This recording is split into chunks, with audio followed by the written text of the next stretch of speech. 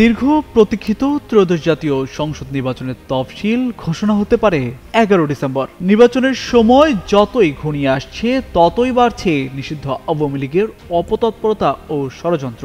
দলটি দেশের মানুষের কাছে এখন আতঙ্কের নাম। কার্যক্রম নিষিদ্ধ আওয়ামী লীগের শীর্ষ নেতারা ভারতে পলাতক থাকলেও এবারের নির্বাচন বানচালের ষড়যন্ত্রে লিপ্ত রয়েছে। সামাজিক যোগাযোগ মাধ্যমে নিষিদ্ধ দলটির নেতাকর্মীরা নির্বাচন প্রতিহতের ঘোষণাও দিয়েছেন। এমনকি যুক্তরাষ্ট্র থেকে সম্প্রতি রয়টার্সকে দেয়া এক সাক্ষাৎকারে ক্ষমতাচ্যুত সাবেক প্রধানমন্ত্রী শেখ হাসিনার ছেলে সজীব ওয়াজেদ জয় বলেছেন, আওয়ামী লীগের ওপর নিষেধাজ্ঞা বহাল থাকলে তাদের সমর্থকরা ফেব্রুয়ারির জাতীয় নির্বাচন বন্ধ করে দেবে। তাদের আন্দোলন সহিংস রূপ নিতে পারে বলেও হুঁশিয়ারি দেন তিনি।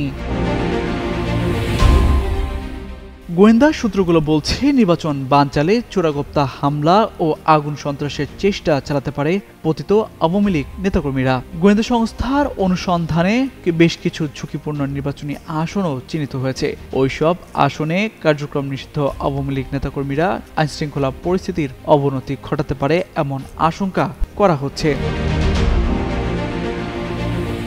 নির্বাচন সামনে রেখে প্রশিক্ষণ নিচ্ছে আইনশৃঙ্খলা বাহিনীর 7,68,000 সদস্য। ঝুঁকিপূর্ণ আসনগুলোতে আইনশৃঙ্খলা বাহিনীর থাকবে বিশেষ নজর।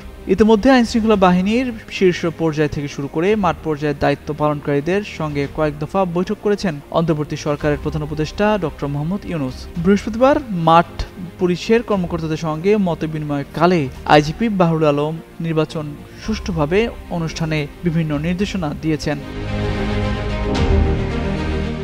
আওয়ামী লীগের ষড়যন্ত্র মোকাবিলার প্রস্তুতির বিষয়ে জানতে চাইলে আইজি বাহরুল আলম যুগান্তরকে বলেন, দেশের মানুষই তাদের প্রতিহত করবে, পুলিশ তাদের পরোয়া করে না।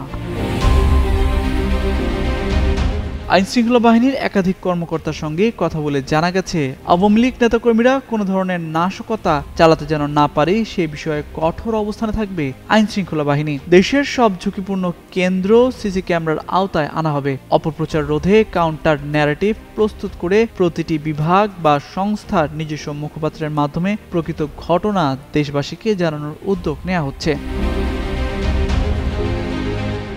ঢাকা বিশ্ববিদ্যালয়ের সহযোগী অধ্যাপক ডক্টর তৌহিদুল হক যুগান্তরকে বলেন, যদি অপরাধীদের দৌরাত্ম্য বাড়তেই থাকে তখন পরাজিত ফ্যাসিস্ট এখান থেকে নানাভাবে সুযোগ নেওয়ার চেষ্টা করবে, নির্বাচন প্রশ্নবিদ্ধ করার চেষ্টা করবে। ফলে সাধারণ ভোটার নিরাপত্তা ঝুঁকি নিয়ে ভোট কেন্দ্রে যাবে কিনা সেটি বড় প্রশ্ন। তাই এই ঝুঁকিমুক্ত ভোটের পরিবেশ নিশ্চিত করতে হবে বলে জানান তিনি। তামজিদ মির্জা, যুগান্তর নিউজ।